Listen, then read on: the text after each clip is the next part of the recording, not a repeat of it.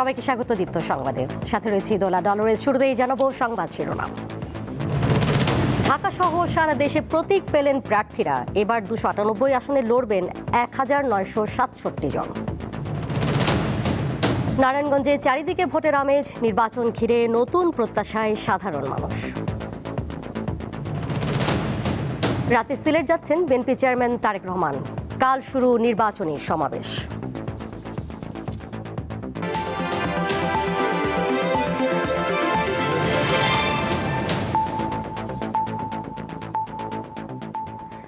আসন্ন ত্রয়োদশ জাতীয় সংসদ নির্বাচনে প্রতিদ্বন্দ্বী রাজনৈতিক দল ও স্বতন্ত্র প্রার্থীদের মাঝে প্রতীক বরাদ্দ কার্যক্রম শেষ হয়েছে। ঢাকার 20টি আসনে লড়ছেন কমপক্ষে 137 প্রার্থী। ঢাকা বিভাগীয় কমিশন কার্যালয়ে ঢাকা 13 ও 15 আসন বাদে 4 থেকে 18 আসনের মোট 13টিতে প্রতীক বরাদ্দ দেওয়া হয়। এর মধ্যে ঢাকা 4 আসনের বিএনপি, জামায়াত ও ইসলামী আন্দোলনের প্রার্থী প্রতীক বরাদ্দ পেয়েছেন। ঢাকা 9 আসন থেকে আলোচিত স্বতন্ত্র প্রার্থী তাসনিম জারা পেয়েছেন ফুটবল প্রতীক। এবারে নির্বাচনে 298টি আসনে মোট 50টি রাজনৈতিক দল অংশ নিচ্ছে। এর মধ্যে স্বতন্ত্র প্রার্থী রয়েছেন শতাধিক, তেমনি জোটভিত্তিক নির্বাচনী আসনে অংশ নিচ্ছে অনেক রাজনৈতিক দল। আমরা শাপলা প্রতীক চেয়েছিলাম, পরবর্তীতে আপনারা জানেন যে আমরা এই শাপলা কলি প্রতীক পেয়েছি এবং আজকে ফাইনালে আমাদের ঢাকা 8-এ নাসিরউদ্দিন পাটোয়ারি শাপলা কলি প্রতীকে এখানে আপনাদের প্রতীক বরাদ্দ দেওয়া হয়েছে। আমাদের সারা বাংলাদেশে আমাদের 10 দলীয় জোটের পক্ষ থেকে মোট 30 জন এনসিপির পক্ষ থেকে নির্বাচন করছে। সে 30 জন সারা বাংলাদেশে কিন্তু শাপলা কলি প্রতীকে নির্বাচন করবে। আমাদের ত্রয়োদশ জাতীয় সংসদ নির্বাচনের আজকে আমরা আনুষ্ঠানিকভাবে তৃতীয় ধাপে পদার্পণ করছি। আমাদের বিভিন্ন রাজনৈতিক দলের এবং প্রতিদ্বন্দ্বী প্রার্থী যারা আছেন তাদের যে আনুষ্ঠানিকভাবে আমরা আজকে প্রতীক বরাদ্দের দিন ধার্য ছিল। আমরা এখন পর্যন্ত বেশ কয়েকটি আসনের প্রতীক বরাদ্দ করেছি, আরও বেশ কয়েকটি বাকি আছে। আমরা নির্ধারিত সময়ের ভিতরে ইনশাল্লাহ শেষ করতে পারবো। ঢাকার পাশাপাশি সারা দেশেও প্রার্থীদের মাঝে প্রতীক বরাদ্দ দেওয়া হয়েছে। চট্টগ্রামের 16টি আসনে বিভিন্ন দলের প্রার্থীদের প্রতীক বরাদ্দ দেওয়া হয়। জেলা রিটার্নিং অফিসার ও জেলা প্রশাসক 11টি আসন এবং বিভাগীয় কমিশনার কার্যালয়ে রিটার্নিং অফিসার ও বিভাগীয় কমিশনার নগরীর 5টি আসনে প্রার্থীদের মধ্যে প্রতীক বরাদ্দ দেন। নোয়াখালীর 6টি নির্বাচনী আসনে বিএনপি, জামায়াত ও এনসিপি সহ বিভিন্ন দলের 47 জন প্রতিদ্বন্দ্বী প্রার্থীর মধ্যে প্রতীক বরাদ্দ দেওয়া হয়েছে। একইভাবে নোয়াখালীতেও শেষ হয়েছে প্রতীক বরাদ্দ কার্যক্রম। জেলা রিটার্নিং কর্মকর্তা সকালে নোয়াখালী 1 আসনে 7 জন প্রতিদ্বন্দ্বী প্রার্থীকে প্রতীক বরাদ্দ দেন। ফেনীর 3টি আসনে 26 প্রার্থীর মাঝে প্রতীক বরাদ্দ দেন রিটার্নিং কর্মকর্তা। এর মধ্যে ফেনী 1 আসনে 7 জন, ফেনী 2 আসনে 11 জন, ফেনী 3 আসনে 8 জন প্রার্থীকে প্রতীক বরাদ্দ দেওয়া হয়।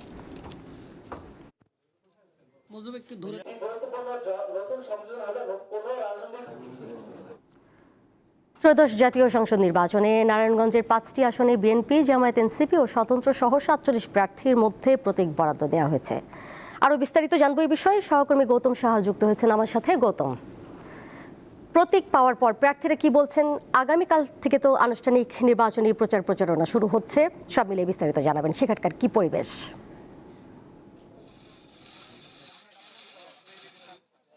আমরা যে বিষয়টি দেখেছি, প্রার্থীদের সাথে কথা বলে তারা যে বিষয়টি জানিয়েছেন, এখন পর্যন্ত অনেকে বলছেন ইমেজ রয়েছেন, অনেকে বলছেন আমি মুক্তিযোদ্ধা, সেই বিষয়ে আমার জয় নিশ্চিত এবং ভোটাররা আমাকেই বেছে নেবেন, সেই প্রত্যাশা কিন্তু তারা জানিয়েছেন সাংবাদিকদের কাছে। আমরা যে বিষয়টি দেখেছি, সকাল 11টা থেকে নারায়ণগঞ্জের জেলা প্রশাসক কার্যালয়ে কিন্তু প্রার্থীর মধ্যে প্রতীক বরাদ্দ করা হয়েছে। জেলা রিটার্নিং কর্মকর্তা তিনি কিন্তু সেই প্রতীকগুলি বরাদ্দ করেছেন। নারায়ণগঞ্জে যে 47 জন প্রার্থীর মধ্যে 40 জন প্রার্থী রয়েছেন বিএনপি, জামাত, এনসিপি এবং শরিক দলের, এবং বাকি 7 জন যারা রয়েছেন তারা রয়েছেন স্বতন্ত্র প্রার্থী। তাদের যে বিভিন্ন প্রতীক রয়েছেন, হাতিগোড়া সহ বিভিন্ন প্রতীক, তাদের প্রতীকও কিন্তু আমরা বরাদ্দ করতে দেখেছি। তাই সেই সাথে আমরা দেখেছি প্রার্থীদের সাথে যারা তাদের কর্মী সমর্থক রয়েছেন তারা কিন্তু ব্যাপক উৎসাহ উদ্দীপনার মধ্যে দিয়ে বিভিন্ন প্রতীক নিয়ে জেলা প্রশাসকের কার্যালয়ের সামনে তাদের ভিড় করতে দেখেছি, স্লোগান দিতে দেখেছি। সেই বিষয়টি আচরণবিধির লঙ্ঘন হয়েছে কিনা সেই বিষয়টি জিজ্ঞেস করেছিলাম আমরা জেলা রিটার্নিং কর্মকর্তার কাছে। তিনি যে বিষয়টি জানিয়েছেন, যারা আচরণবিধি করবেন সেই বিষয়টি তাদের কঠোর দমন করা হবেন এবং তাদেরকে কিন্তু সতর্ক করে দেওয়ার বিষয়টি তারা জানিয়েছেন। আমরা যে বিষয়টি জেনেছি নারায়ণগঞ্জে যে গত 29শে ডিসেম্বর মনোনয়নপত্র দাখিলের শেষ সময় ছিল, সেই শেষ সময় কিন্তু 56 জন মনোনয়নপত্র দাখিল হয়েছিল এবং সেই সাথে তাদের অনেকের মনোনয়নপত্র কিন্তু অবৈধ ঘোষণা করা হয়েছিল, বাতিল করা হয়েছিল এবং আপিলের পরে অনেকের মনোনয়ন কিন্তু বৈধ হয়েছিল। মোট যে 50টি মনোনয়নপত্র বৈধ ঘোষণা করেন প্রার্থীদের, সেই সাথে প্রত্যাহারের শেষ দিনে 3 জন প্রার্থী কিন্তু প্রত্যাহার করেছেন। সেই সাথে সেই 47 জন প্রার্থী কিন্তু নারায়ণগঞ্জের 5টি আসনে তারা নির্বাচন করছেন এবং যে বিষয়টি আমরা দেখেছি, যদি রাজনৈতিক বিশ্লেষণে আমরা দেখতে পাই নারায়ণগঞ্জের যে বিএনপি জোটের প্রার্থী রয়েছেন, যে নারায়ণগঞ্জ 4 আসনে মনির হোসেন কাশিমি, সেই সাথে আমরা যে বিষয়টি দেখেছি নারায়ণগঞ্জে একাধিক কিন্তু বিদ্রোহী প্রার্থী কিন্তু ভোটের মাঠে রয়েছেন, সেই সাথে এনসিপি জামাত সহ বিভিন্ন 10 দলীয় জোট কিন্তু এই প্রার্থীতা প্রতিদ্বন্দ্বিতা করছেন এবং তারা আগামীকাল থেকে কিন্তু ব্যাপক আকারে এই প্রচারণায় নামবেন এবং এক প্রকার উৎসবের আমেজ বিরাজ করছে নারায়ণগঞ্জ নির্বাচনী মাঠে। এই ছিল আসলে আমার কাছে আজকের নির্বাচনী প্রতীক বরাদ্দের সর্বশেষ। গৌতম, আপনাকে ধন্যবাদ। সহকর্মী গৌতম শাহ যেমনটি বলছিলেন, ঐতিহ্যবাহী জেলা নারায়ণগঞ্জ নানা কারণে প্রায়ই আলোচনায় থাকে। ভোটের দিন ঘনিয়ে আসায় এই জেলায়ও দেখা গেছে নির্বাচনের আমেজ। নানা সমস্যায় জর্জরিত থাকার পরও আসন্ন নির্বাচনকে ঘিরে নতুন প্রত্যাশার দিন গুনছেন এই জনপদের মানুষ। শিল্প ও তৈরি পোশাক রপ্তানির ক্ষেত্রে অত্যন্ত সম্ভাবনাময় জেলা নারায়ণগঞ্জ। দেশের নিট শিল্প থেকে আসা আয়ের 40% আসে এ জেলা থেকে। পোশাক খাতে বছরে প্রায় $9 বিলিয়ন যোগ করে এ জেলা। কিন্তু যানজট সহ নানা সমস্যার কারণে দিন দিন নারায়ণগঞ্জ জেলার গুরুত্বপূর্ণ এ খাত থেকে মুখ ফিরিয়ে নিচ্ছেন বিদেশি ক্রেতারা। পোশাক রপ্তানির সাথে জড়িতরা মনে করেন, সুষ্ঠু নির্বাচনের মাধ্যমে একটি রাজনৈতিক দল গণতান্ত্রিক পদ্ধতিতে ক্ষমতায় আসলে জেলার ব্যবসায় গতি ফিরবে। যানজট নিরসন করতে হবে, আইন শৃঙ্খলা জিরো টলারেন্সে নিয়ে আসতে হবে এবং শ্রমিকদের যে কোনো রকমের সমস্যা প্রায়োরিটি দিয়ে সমাধান করতে হবে। আনডিউ ডিমান্ড না, শ্রমিকের কোনো যদি ন্যায্য দাবি থাকে সেটাকেও ফুলফিল করতে হবে। ফ্যাক্টরি ভিজিটে আগে আসতো, এখন আর এই যানজটের কারণে ম্যাক্সিমাম বাইরে আসতে চায় না। সুষ্ঠু নির্বাচনের মাধ্যমে একটা রাজনৈতিক দল যেন ক্ষমতা আসে গণতান্ত্রিক পদ্ধতিতে, সেটি আমাদের প্রত্যাশা। জেলার জনসংখ্যা দিন দিন বাড়লেও বাড়েনি চিকিৎসা সেবার মান। আইন শৃঙ্খলা পরিস্থিতির চরম অবনতির জন্য বারবার সমালোচিত হয়েছে এ জেলা। স্থানীয়দের অভিযোগ, পরিস্থিতির উন্নয়ন তো ঘটেনি, বরং সাম্প্রতিক সময়ে দিনে দুপুরে বেড়েছে চুরি ছিনতাইয়ের ঘটনা। ফলে নির্বাচনের পরিবেশ নিয়ে শঙ্কা রয়েছে। নির্বাচনে যারা প্রার্থী হয়েছেন তাদের কাছে আমাদের একটাই প্রত্যাশা থাকবে, তাদের প্রতিশ্রুতি এবং বাস্তবায়নের মধ্যে যেন আমরা মিল দেখতে পাই। নারায়ণগঞ্জের আইনশৃঙ্খলা পরিস্থিতি অবশ্যই উন্নতি করতে হবে এবং ভোটের সঠিক পরিবেশ নিশ্চিত করে জনগণকে ভোটের আমেজে ফিরিয়ে আনতে হবে। জেলা নির্বাচন অফিসার জানান, নির্বাচনকে সুষ্ঠু করার জন্য সকল প্রস্তুতি নেওয়া হয়েছে। কোনো প্রার্থী নির্বাচনী আচরণবিধি ভঙ্গ করলে তার বিরুদ্ধে আইনি ব্যবস্থা গ্রহণ করা হবে। ইলেকশন কমিশন বরাবরই সকল প্রার্থীর ক্ষেত্রে সমতল ভূমি তৈরিতে প্রস্তুত। কাউকে হেভিওয়েট বলে বিশেষ সুবিধা দেওয়া, এটা কখনো আমরা এটা প্রশ্রয় দিই না। আমরা সকল প্রার্থীকে সমান অধিকার দেওয়ার চেষ্টা করি। নির্বাচনকে ফ্রি, ফেয়ার এবং ক্রেডিবল করার জন্য আমরা যথেষ্ট সচেতন এবং সজাগ আছি। মোট 5টি নির্বাচনী আসন নিয়ে গঠিত নারায়ণগঞ্জের মোট ভোটার 23,92,354 জন। আফরিদ হাসান, দীপ্ত বার্তাকক্ষ। 54 বছরের জঞ্জাল পরিষ্কার করতে সচেতন ও সতর্কতার সাথে হ্যাঁ ভোট দেওয়ার আহ্বান জানিয়েছেন পরিবেশ, বন ও জলবায়ু মন্ত্রণালয়ের উপদেষ্টা সৈয়দা রিজওয়ানা হাসান। সকালে ফরিদপুরে মতবিনিময় অনুষ্ঠানে প্রধান অতিথির বক্তব্যে তিনি বলেন, বিগত দিনের ধারা বদলাতে পছন্দের প্রার্থীকে ভোট দেওয়ার পাশাপাশি হ্যাঁ ভোটের পক্ষে সমর্থন জানাতে হবে। জুলাই যোদ্ধাদের প্রত্যাশা, বৈষম্যহীন সমাজ ও স্বৈরাচারী ব্যবস্থা বন্ধ করতে হবে, না হলে দেশ আবারও ফ্যাসিবাদের কবলে পড়তে পারে। গুরুত্বপূর্ণ পরিবর্তন থাকবে ড্রামবাদকের দল। 54 বছর যত জঞ্জাল আমাদের জ্বলেছে, যত নেতিবাচকতা জ্বলেছে, যত বিভাজন জ্বলেছে, যত বিদ্বেষ জ্বলেছে, সবকিছুকে পিছনে ফেলে রেখে ঐক্যের পথে, শান্তির পথে, সমৃদ্ধির পথে, জনগণের ক্ষমতায়নের পথে এগিয়ে যাওয়া। আজ রাত 8টার দিকে সিলেটের উদ্দেশ্যে রওনা দেবেন বিএনপি চেয়ারম্যান তারেক রহমান।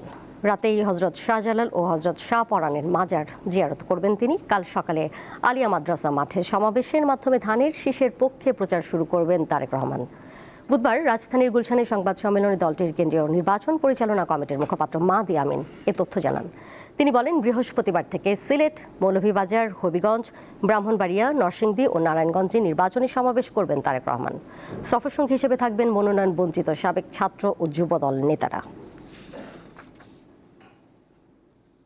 নির্বাচনী প্রচারণা শুরুতেই বিএনপির পক্ষ থেকে একটি নির্বাচনী থিম সং উন্মোচন করা হবে। আজ রাত 12:01 অর্থাৎ 22শে জানুয়ারি নির্বাচনী প্রচারণা সূচনা লগ্নে ঢাকার লেকশোর হোটেলে থিম সংটি উদ্বোধন করবেন আমাদের কেন্দ্রীয় নির্বাচন পরিচালনা কমিটির সদস্য সচিব এবং বিএনপির সিনিয়র যুগ্ম মহাসচিব জনাব রুহুল কবির রিজভী। আজ রাত 8:15 বিমানযোগে সিলেটে পৌঁছাবেন। গভীর রাতে হজরত শাহজালাল রহমতুল্লাহি আলাইহি সাল্লাল্লাহু আলাইহি ওয়াসাল্লামের মাজার জিয়ারত করবেন এবং আগামীকাল সকালে সিলেট আলিয়া মাদ্রাসা মাঠে নির্বাচনী সমাবেশে যোগদান করবেন। বিএনপি চেয়ারম্যান তারেক রহমান আগামীকাল সিলেট থেকে হবিগঞ্জ যাবেন। বিকেলে শায়েস্তাগঞ্জ উপজেলা পরিষদ মাঠে জনসভায় বক্তব্য রাখবেন তিনি। সমাবেশ সফল করতে ব্যস্ত দলের নেতাকর্মীরা। 2001 সালের পর এই প্রথম হবিগঞ্জের জনসভায় যোগ দিচ্ছেন বিএনপির চেয়ারম্যান তারেক রহমান। 22 জানুয়ারির সমাবেশ ঘিরে উচ্ছ্বসিত দলটির নেতাকর্মী ও সমর্থকরা। তারেক রহমানকে স্বাগত জানাতে চলছে ব্যাপক প্রস্তুতি। বিএনপির চেয়ারম্যান শায়েস্তাগঞ্জ উপজেলা পরিষদ মাঠে নির্বাচনী সমাবেশে বক্তব্য রাখবেন। জনসভা সফল করতে দফায় দফায় প্রস্তুতিমূলক সভা করছে বিএনপি। বসে নেই ছাত্রদল, যুবদল, স্বেচ্ছাসেবক দল সহ বিএনপির অন্যান্য অঙ্গ সংগঠন। যদি হবিগঞ্জের প্রতি সফট কর্নার থাকে তাহলে হবিগঞ্জের উন্নয়ন সহ সমস্ত কাজে হস্তক্ষেপ থাকবে এবং কাজগুলো এগিয়ে যাবে। আমরা জাতীয়তাবাদী ছাত্র দলের পরিবার যারা আছে সারা হবিগঞ্জের সকল নেতৃবৃন্দ আমরা আসলে আনন্দিত। আমরা অনেক আশা করি, অনেক প্রত্যাশা রাখি ওনার কাছে। উনি হবিগঞ্জবাসীর জন্য প্রতিশ্রুতি দিয়ে যাবেন, অনেক কিছু, অনেক উন্নয়ন করবে। নেতাকর্মীরা বলছেন তারেক রহমানের জনসভা জনসমুদ্রে পরিণত হবে। এর মাধ্যমে বিএনপি আরও গতিশীল হবে। কমপক্ষে 2 লক্ষ মানুষ এখানে সমবেত হবেন, এটা আমাদের দৃঢ় বিশ্বাস। এবং শহীদ পরিবার যারা আছেন তাদের জন্য আমরা বিশেষ ব্যবস্থা এখানে তাদের জন্য আমরা করব। বিএনপির চেয়ারম্যানের সফর ঘিরে আইন শৃঙ্খলা রক্ষাকারী বাহিনী তৎপর রয়েছে। জোরদার করা হচ্ছে নিরাপত্তা। আমরা আমাদের তরফ থেকে আমাদের ইন্টারনাল যতটুকু নিরাপত্তা ব্যবস্থা নেওয়ার প্রয়োজন সেই বিষয়ে আমরা যাচাই বাছাই করছি। বিভিন্ন প্রোগ্রাম প্রস্তুতির পর্যায়ে রয়েছে। হবিগঞ্জে জনসভা শেষে তারেক রহমানের ঢাকায় ফেরার কথা রয়েছে। কামরুন নাহার, দীপ্ত, বার্তা কক্ষ। এবার কেউ স্টিল চট্টগ্রাম সংবাদ।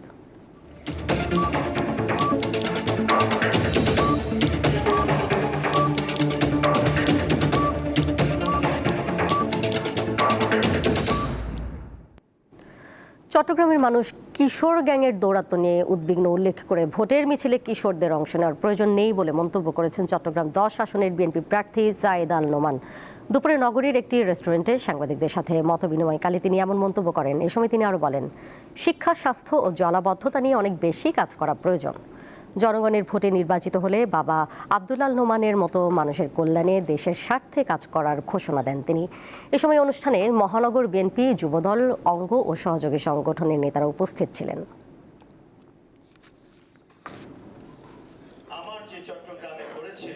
র্যাবের টিএফআই সেলে গুম নির্যাতনের মামলায় সাক্ষ্য গ্রহণ শুরু হয়েছে।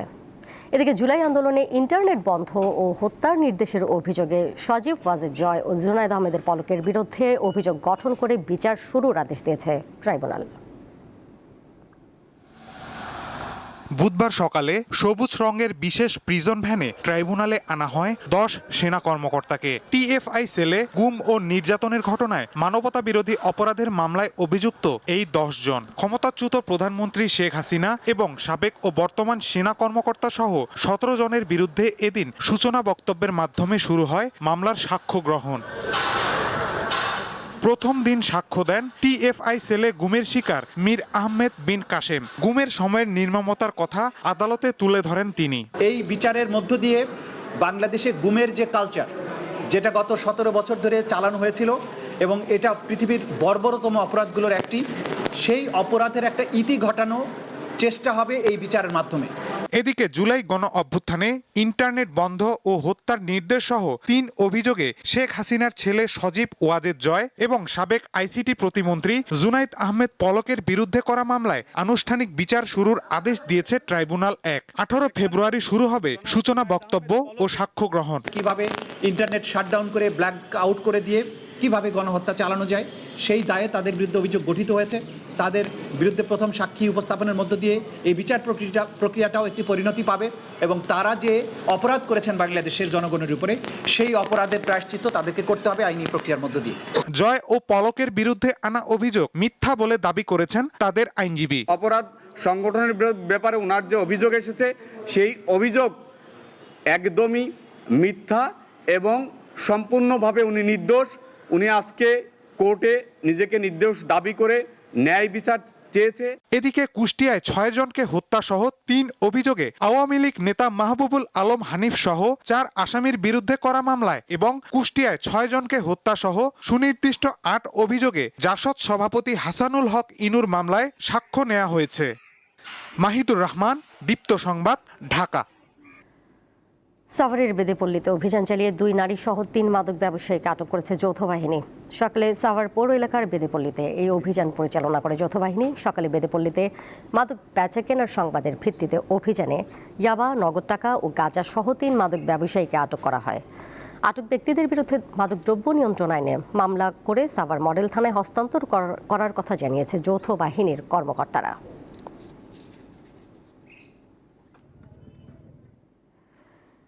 ইস্পাহানির পৃষ্ঠপোষকতায় আবারও শুরু হতে যাচ্ছে 37তম জাতীয় টিম ব্রিজ চ্যাম্পিয়নশিপ। বুধবার রাজধানীর অলিম্পিক ভবনে মিট দ্য প্রেসে এসব তথ্য জানানো হয়। আগামী 23 থেকে 24 এবং 30 থেকে 31 জানুয়ারি 4 দিনব্যাপী এই চ্যাম্পিয়নশিপের মাধ্যমে নির্ধারিত হবে ব্রিজের নতুন চ্যাম্পিয়ন দল। এবারের টুর্নামেন্টে সারা দেশের 16 থেকে 18টি দল অংশগ্রহণ করবে। প্রতিটি টিমে অংশ নিচ্ছেন 4 থেকে 6 জন খেলোয়াড়। ব্রিজ চ্যাম্পিয়নশিপের খেলাগুলো অনুষ্ঠিত হবে ঢাকায় ইঞ্জিনিয়ার্স ইনস্টিটিউটের রিক্রিয়েশন সেন্টারে। মিট দ্য প্রেসে উপস্থিত ছিলেন বাংলাদেশ ব্রিজ ফেডারেশনের সভাপতি সৈয়দ মাহবুবুর রহমান, সাধারণ সম্পাদক নাইমুল হাসান ও ইস্পাহানি টি লিমিটেডের মহাব্যবস্থাপক ওমর হান্নান।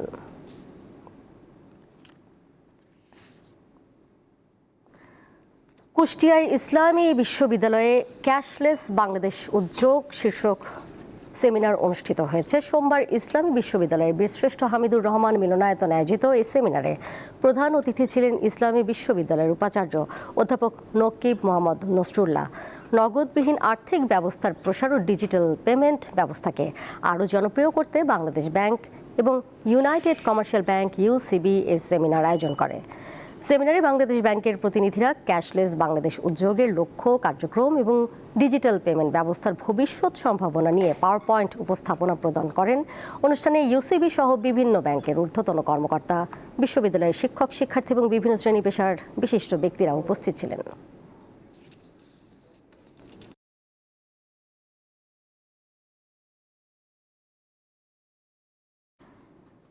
এবারে জানাবো আন্তর্জাতিক খবর। ইরানে হামলার চিন্তা এখনও বাদ দেননি যুক্তরাষ্ট্রের প্রেসিডেন্ট ডোনাল্ড ট্রাম্প। হামলার বদলে বিকল্প সামরিক পরিকল্পনার জন্য তার সহযোগীদের এখনও চাপ দিচ্ছেন তিনি। বুধবার প্রভাবশালী মার্কিন সংবাদ মাধ্যম ওয়াল স্ট্রিট জার্নালে এক প্রতিবেদনে তথ্য জানানো হয়। মার্কিন কর্মকর্তারা বলছেন, ইরানে হামলার ব্যাপারে আলোচনার সময় এটিকে তিনি কয়েকবার চূড়ান্ত হামলা হিসেবে অভিহিত করেছেন। তার নির্দেশনার পর হোয়াইট হাউস এবং যুক্তরাষ্ট্রের প্রতিরক্ষা মন্ত্রণালয় বিভিন্ন অপশন দিয়েছেন, যার মধ্যে ইরানের সরকার পতনের পরিকল্পনার পাশাপাশি ইসলামিক বিপ্লবী গার্ডের অবকাঠামোতে হামলার বিষয়টিও আছে। যুক্তরাষ্ট্র এরই মধ্যে যুদ্ধ বিমান এবং একটি বিমানবাহী রণতরীও মধ্যপ্রাচ্যের উদ্দেশ্যে রওনা হয়েছে। কর্মকর্তারা বলছেন, ভবিষ্যতে আরও বড় সামরিক সমাবেশের সূচনা হতে পারে, যা প্রয়োজনে ইরানের বিরুদ্ধে হামলার সক্ষমতা তৈরি করবে। এদিকে ইরানের পররাষ্ট্রমন্ত্রী আব্বাস আরাকচি হুঁশিয়ারি দিয়েছেন, যুক্তরাষ্ট্র ইরানে হামলা চালালে সর্বস্ব দিয়ে পাল্টা হামলা চালানো হবে। শেষ করব দীপ্ত সংবাদ, যাবার আগে শিরোনামগুলো জানিয়ে দেব আরও একবার। ঢাকা সহ সারা দেশে প্রতীক পেলেন প্রার্থীরা। এবার 298 আসনে লড়বেন 1967 জন। নারায়ণগঞ্জে চারিদিকে ভোটের আমেজ, নির্বাচন ঘিরে নতুন প্রত্যাশায় সাধারণ মানুষ। রাতে সিলেট যাচ্ছেন বিএনপি চেয়ারম্যান তারেক রহমান, কাল শুরু নির্বাচনী সমাবেশ।